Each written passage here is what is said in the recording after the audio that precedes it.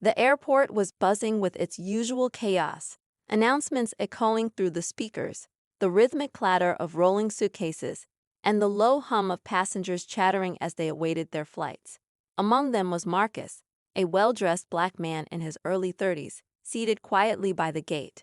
He was returning home after a week-long business trip, eager to reunite with his wife and young daughter. A reserved yet observant man, Marcus carried himself with dignity, the kind of person who chose his words carefully and preferred peace over confrontation. As boarding was called, Marcus joined the line with other passengers. He smiled politely at the flight attendant scanning boarding passes, a woman with a bright smile that seemed to fade the moment she glanced at him. He brushed it off. Maybe she was just tired or overwhelmed by the busy flight. Settling into his aisle seat near the middle of the plane, Marcus pulled out a book, hoping to escape into its pages during the 3-hour journey. Passengers continued filing in, shoving bags into overhead compartments and squeezing into their seats. The flight attendants moved efficiently up and down the aisles, assisting with luggage and ensuring everyone was buckled in. Among them was Sarah, a senior flight attendant in her late 40s, known for her no-nonsense demeanor. Sarah had a commanding presence, the type of person who could silence a room with just one look. But as the plane prepared for takeoff, her demeanor seemed unusually tense, her sharp gaze flickering around the cabin as if she were on edge. After takeoff, the seatbelt sign dinged off, and the cabin began to settle into the usual mid-flight rhythm. Marcus reached up and pressed the call button. He had been feeling parched since the long walk through the terminal and figured a glass of water would help. A few moments later, Sarah appeared at his row, her expression cold and impersonal. "What do you need?" she asked curtly, her voice barely above a whisper. "Just a glass of water, please," Marcus replied politely, offering a small smile. Sarah paused, her eyes narrowing slightly as if weighing her options. "We'll start beverage service soon," she snapped before turning on her heel and walking away without another word. Marcus sat back, puzzled but unwilling to make a scene. Maybe she was just having a bad day, he thought. He decided to wait patiently. 10 minutes passed, then 20. The beverage cart finally made its way down the aisle, but when it reached Marcus's row, Sarah skipped him entirely. "Excuse me," Marcus said softly, leaning forward to catch her attention. "I asked for water earlier. Could I get a glass now?" Sarah's lips tightened into a thin line, and her tone grew icier. "I said we're busy. You'll have to wait." A few passengers nearby turned to look, their expressions a mix of curiosity and discomfort. Marcus felt a flush of embarrassment creep up his neck, but kept his composure. "I understand, but it's just a glass of water. If it's not too much trouble."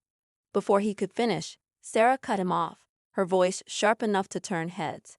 "I've told you already, stop asking." She glared at him for a moment before pushing the cart further down the aisle, leaving Marcus stunned and speechless. The murmurs among the passengers grew louder. Some exchanged concerned glances, while others whispered among themselves. Marcus shifted uncomfortably in his seat, aware of the growing attention. A young woman across the aisle leaned over and whispered, "Are you okay?"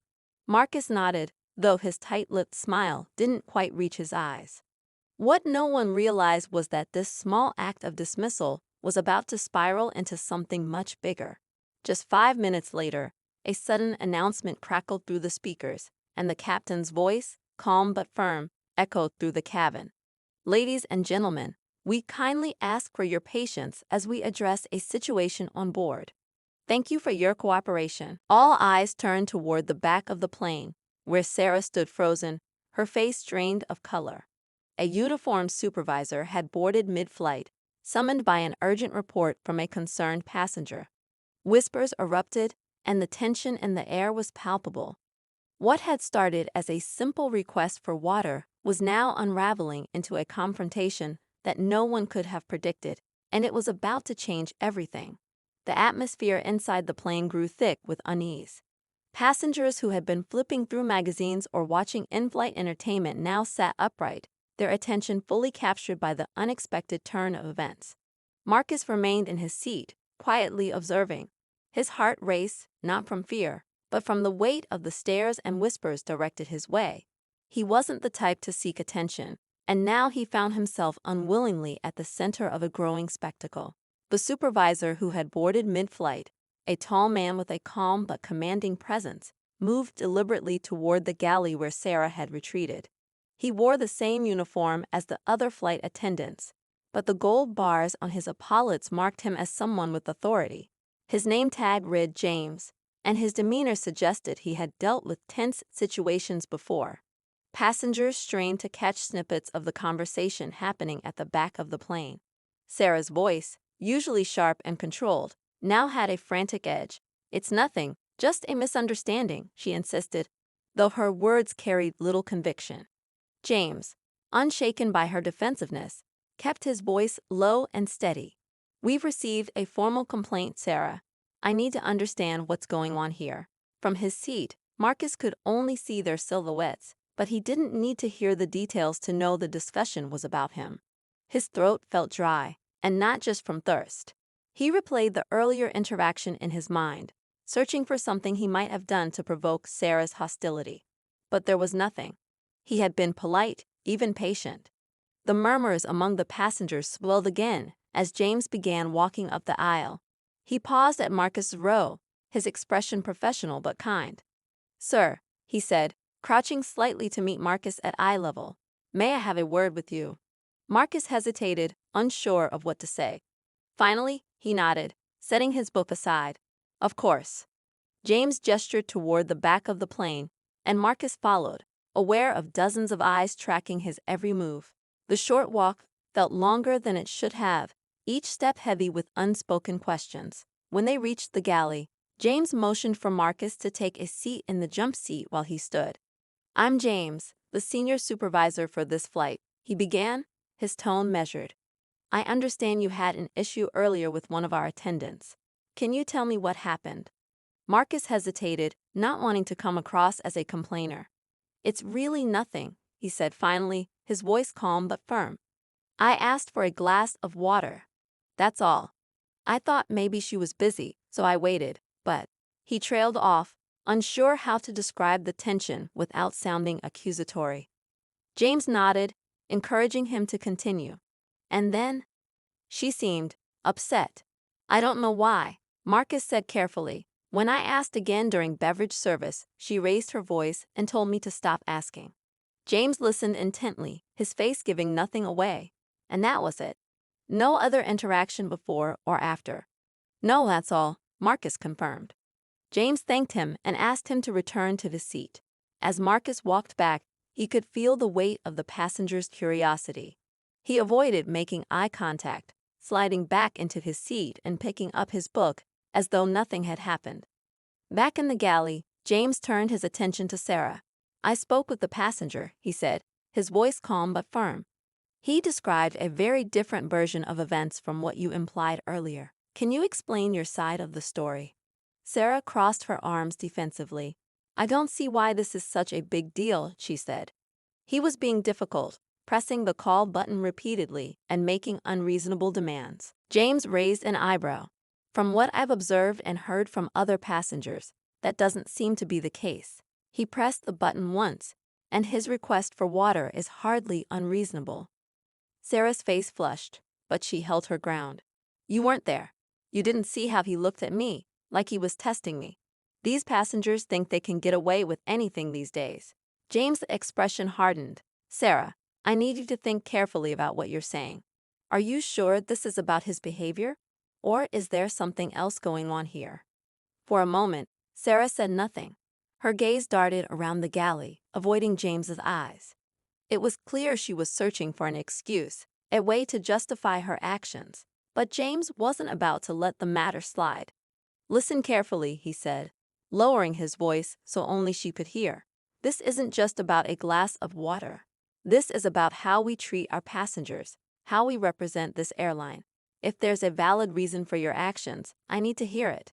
But if not..." He let the implication hang in the air. Sarah's shoulders slumped slightly, her defiance giving way to a flicker of uncertainty. "It wasn't personal," she muttered, though her words lacked conviction. Meanwhile, back in the cabin, the passengers were abuzz with speculation. Some whispered quietly to their seatmates, while others typed furiously on their phones, likely documenting the incident for social media. The young woman across the aisle from Marcus leaned over again. "Are you okay?" she asked softly. Marcus looked up from his book, offering a faint smile. "I'm fine," he said. "Thanks for asking." But the truth was, he wasn't fine. He felt a growing sense of frustration, not just with Sarah, but with the entire situation. Why had something so simple turned into such a spectacle? And why did he feel like he was the one on trial? The flight continued in tense silence as James returned to the galley to confer with the captain. The minutes stretched on, each one heavier than the last. Marcus couldn't help but wonder what would happen next. Would the airline sweep the incident under the rug, or would they take action? He didn't have to wonder for long. A few moments later, James reemerged, his expression calm but resolute. He walked directly to Sarah, his voice low but firm. Whatever he said to her was brief, but the impact was immediate. Sarah's face turned pale, and her lips pressed into a thin line. She nodded once, then turned and disappeared into the crew area without another word. The passengers exchanged curious glances as James addressed the cabin over the intercom. "Ladies and gentlemen, thank you for your patience. We've addressed the situation and will be proceeding with the rest of the flight as planned. We apologize for any inconvenience and appreciate your understanding." The announcement did little to quell the murmurs. While the immediate tension seemed to subside, the unanswered questions lingered. Marcus sat quietly, his mind racing. He didn't know what had been said or decided, but one thing was clear: this wasn't over. As the plane began its descent, the unease that had settled over the cabin remained. Passengers collected their belongings and exchanged parting glances, silently acknowledging that they had all been part of something unusual. When the plane touched down and the passengers began to disembark, Marcus noticed James standing near the door, his expression unreadable. As Marcus approached, James extended a hand. "Thank you for your patience, Mr. Harris," he said. "If you have any concerns or need further assistance, please don't hesitate to reach out to the airline." Marcus shook his hand, nodding. "I appreciate that." But even as he stepped off the plane, Marcus couldn't shake the feeling that this was just the beginning of a much larger story. As Marcus stepped into the airport terminal, the bustling crowd swallowed him almost immediately. Passengers hurried past, some rushing to catch connecting flights, others simply eager to reach their destinations. The lively chaos should have distracted him, but the events of the flight lingered in his mind like a stubborn storm cloud. He adjusted the strap of his carry-on bag and took a deep breath, trying to shake off the weight of what had happened. He had always believed that keeping his composure was the best way to handle life's challenges. Growing up, his mother had often reminded him, "Your dignity is your armor, Marcus. Don't let anyone strip that away from you." But today, despite his calm demeanor, he felt as though a piece of his dignity had been chipped away. As he made his way to the baggage claim, a soft voice called out from behind him, "Excuse me, Mr. Harris." He turned to see the young woman who had sat across the aisle from him on the plane. She was clutching her own bag and looked slightly hesitant, as though unsure whether to approach. "Yes," Marcus replied, his voice polite but cautious. "I just wanted to say." She paused, glancing around before continuing. "What happened back there wasn't right. I saw how she treated you, and I could tell it wasn't about the water. It was something else." Marcus managed a faint smile. "Thank you. I appreciate that." She hesitated again, then added, "You should file a complaint. I mean, I'm sure the airline is already handling it, but it might help if you spoke up too. People need to know this kind of thing isn't okay." Marcus nodded, though he wasn't entirely convinced. He had never been the type to stir the pot. Still, her words planted a seed of resolve in his mind. "I'll think about it," he said, offering a small nod of gratitude. As the young woman walked away, Marcus's phone buzzed in his pocket. He pulled it out to find a message from his best friend, Devon. "How was the flight?" "Land safe." The text read. Marcus sighed, his fingers hovering over the keyboard before typing back. "Landed safe, but the flight was eventful. I'll call you later." Devon's reply came almost instantly. "Eventful. Now I'm curious. Spill when you're ready." Pocketing his phone, Marcus continued toward the baggage carousel, where his suitcase eventually appeared. He retrieved it and made his way toward the exit, still wrestling with whether to let the incident go or take action. Outside, the crisp evening air hit him, a sharp contrast to the stale cabin air he'd endured for hours. As he waited for his rideshare, Marcus replayed the day's events in his mind. The way Sarah had looked at him, dismissive and cold, had felt personal. But why? Was it something he'd done? Or was it something deeper, something beyond his control? When his car arrived, Marcus slid into the back seat and gave the driver a polite nod. The ride home was quiet, the rhythmic hum of the tires on the road providing a soothing backdrop for his thoughts. By the time he reached his apartment, he had made up his mind. The next morning, Marcus sat at his kitchen table with his laptop open. A fresh cup of coffee steamed beside him as he navigated to the airline's customer service portal. He hesitated for a moment before typing out a detailed account of what had happened. He described the interaction with Sarah, her refusal to provide him with water, and the way she had spoken to him. He kept his tone factual, avoiding unnecessary emotion, but he made it clear that he felt singled out and disrespected.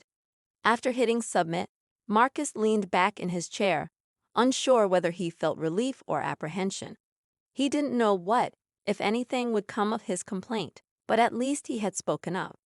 Later that day, as he went about his routine, his phone buzzed with a call from an unfamiliar number. He hesitated before answering, curiosity outweighing caution. "Hello?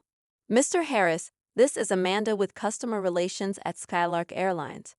Thank you for reaching out to us regarding your recent flight. We've reviewed your complaint and would like to discuss the matter further. Is now a good time?" Marcus glanced at the clock. "Yes, I can talk." Amanda's voice was professional but warm. She assured him that the airline took his concerns seriously and was already investigating the incident. "We've reviewed feedback from other passengers as well," she added, "and it seems there were multiple witnesses to the interaction." Marcus felt a flicker of vindication, but also a pang of discomfort. He hadn't sought to make a scene. He simply wanted to ensure that no one else would experience what he had. As the conversation continued, Amanda revealed that Sarah had been placed on administrative leave pending a full review. "We want to assure you, Mr. Harris, that our company does not tolerate discrimination or unprofessional behavior in any form. We'll be in touch with updates as the investigation progresses." After the call ended, Marcus stared at his phone, a mixture of emotions swirling within him. He hadn't expected the situation to escalate so quickly, but now that it had, he felt a strange sense of responsibility. Over the next few days, news of the incident began to spread. A passenger had posted about it on social media, and the story quickly gained traction. Comments poured in, with people debating everything from airline policies to broader issues of respect and fairness. Marcus found himself caught in the whirlwind, his name surfacing in a few posts despite his efforts to stay under the radar. He received messages of support from strangers, as well as a few accusatory ones from people who claimed he was overreacting. One evening, as Marcus scrolled through the comments, he noticed a private message in his inbox. It was from another flight attendant who had worked with Sarah in the past. "Hi Marcus," the message began. "I hope you don't mind me reaching out. I saw the story about your flight and wanted to share something.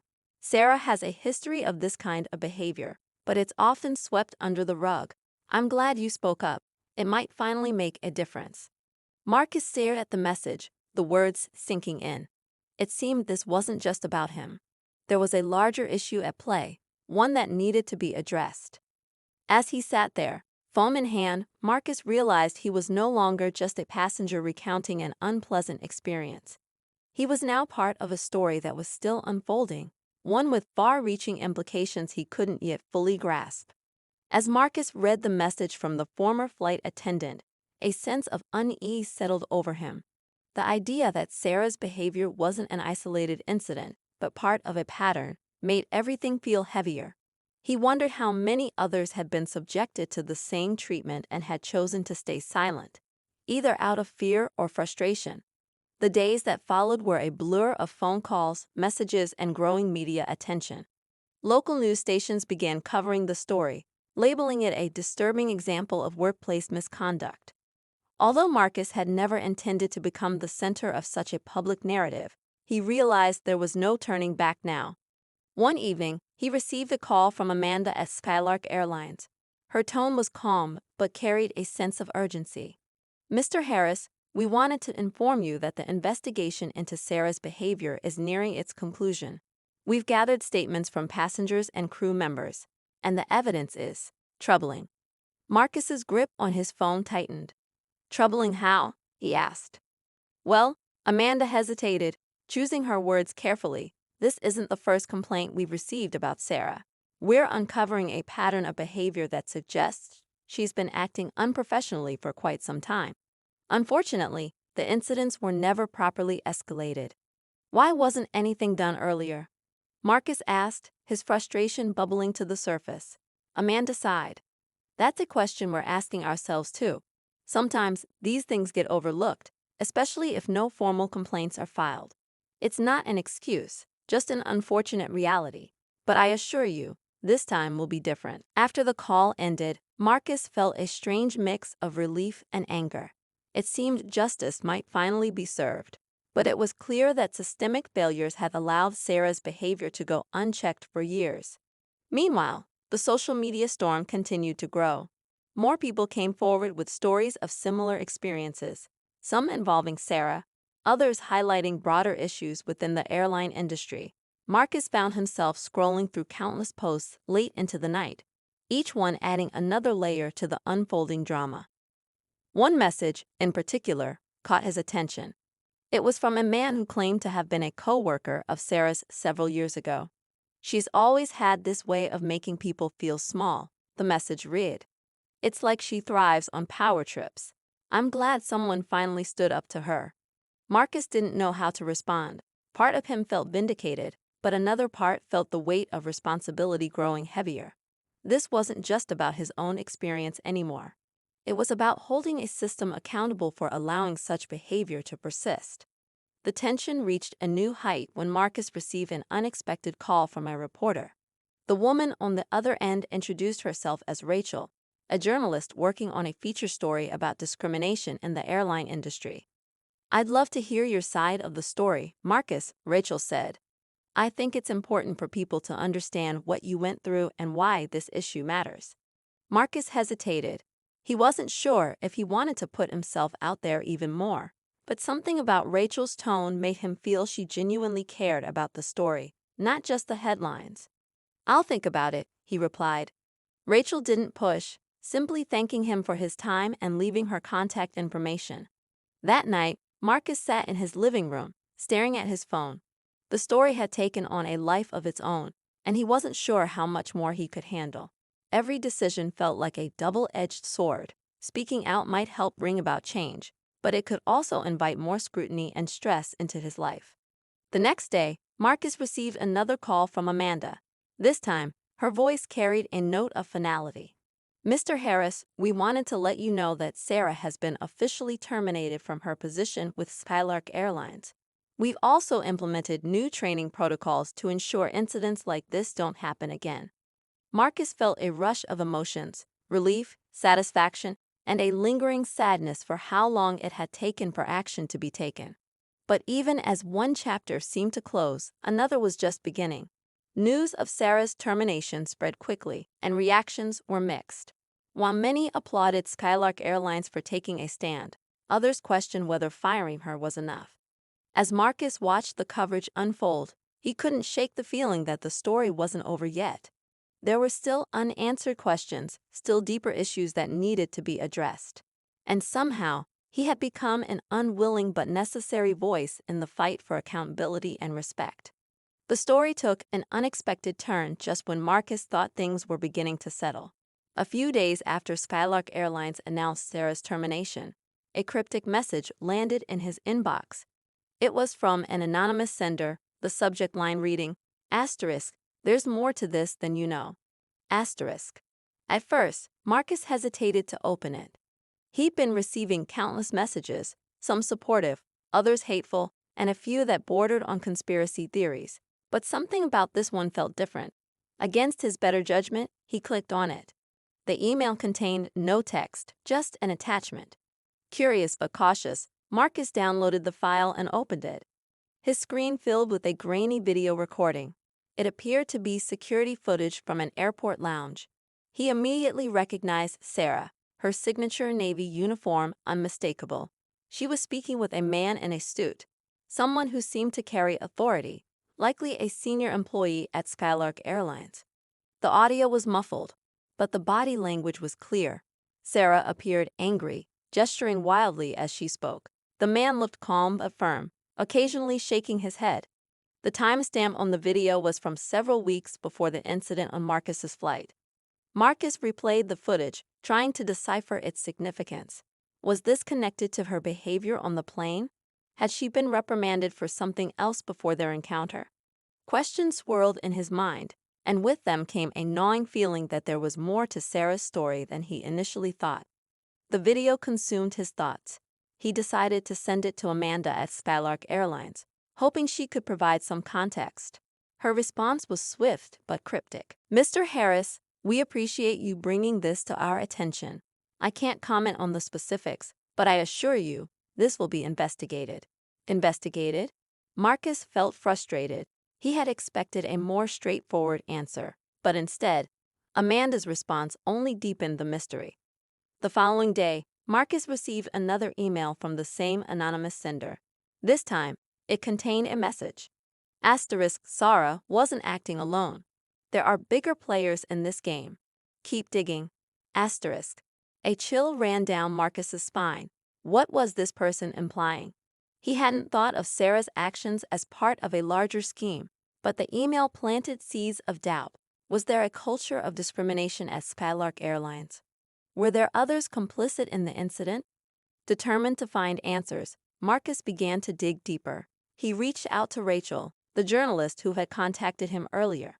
When he shared the video and the emails with her, she was immediately intrigued. "This could be bigger than we thought," Rachel said during their call. "If someone is feeding you this information, they likely want to expose something significant. But we have to tread carefully. There's no telling what's at stake here." Rachel's words added weight to the situation. Marcus agreed to work with her, providing any information he received while she conducted her own investigation into Skylark Airlines. In the meantime, the public narrative was shifting. Sarah's termination had sparked debates about accountability, with some former employees stepping forward to share their own experiences. A former Skylark flight attendant named Lisa reached out to Marcus privately, revealing that she had faced subtle but persistent discrimination during her time at the airline. "It's not always blatant," Lisa explained in their conversation.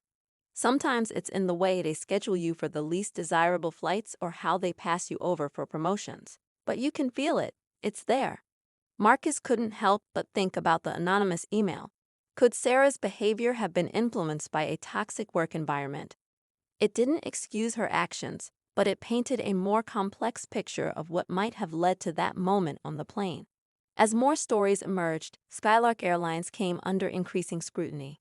The airline released a statement reaffirming its commitment to diversity and inclusion, but the public wasn't satisfied. Calls for an independent investigation grew louder, with advocacy groups demanding transparency and accountability. Just as Marcus felt the situation couldn't escalate further, he received another email. This one was different, longer, more detailed. The sender claimed to be a current Skylark employee, alleging that the airline had a history of ignoring complaints about workplace discrimination. "They sweep it under the rug to protect their image," the email read. Sarah was a symptom, not the root of the problem. If you really want change, you need to expose the system. The stakes had never felt higher. Marcus realized that his story had become a catalyst for something much larger than himself. But with that realization came a heavy burden. He wasn't just fighting for justice for his own experience. He was now at the forefront of a battle against a system that many believed was deeply flawed.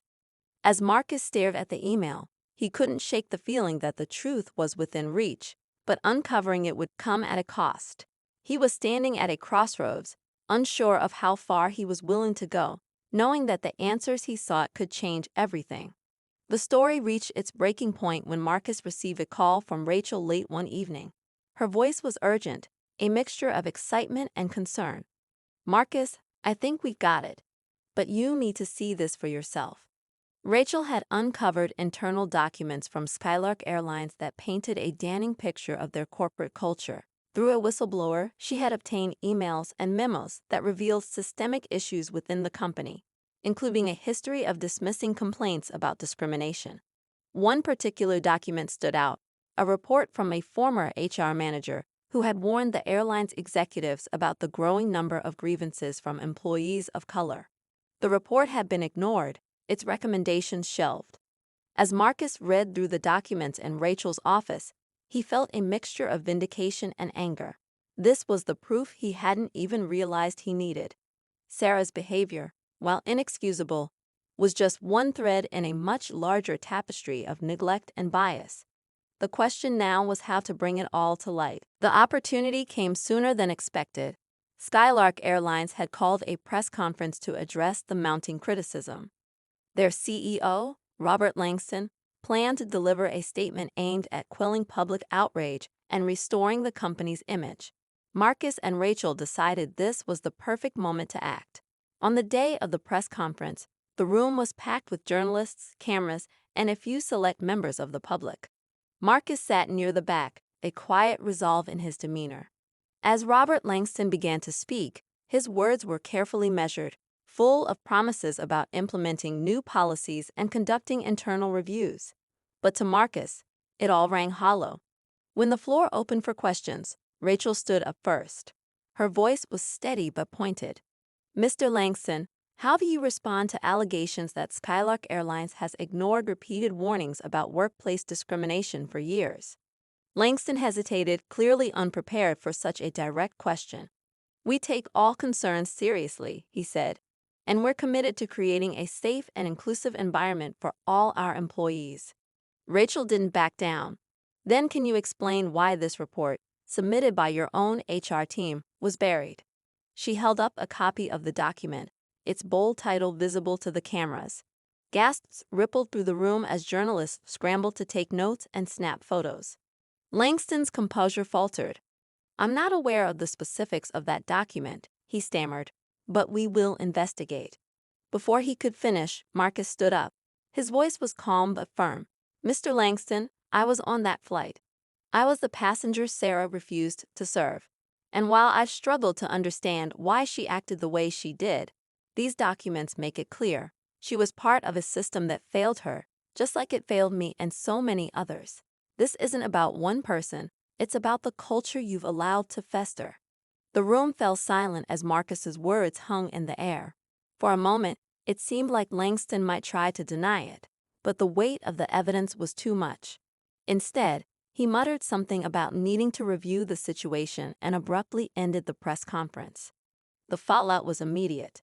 News outlets picked up the story, and the leaked documents went viral.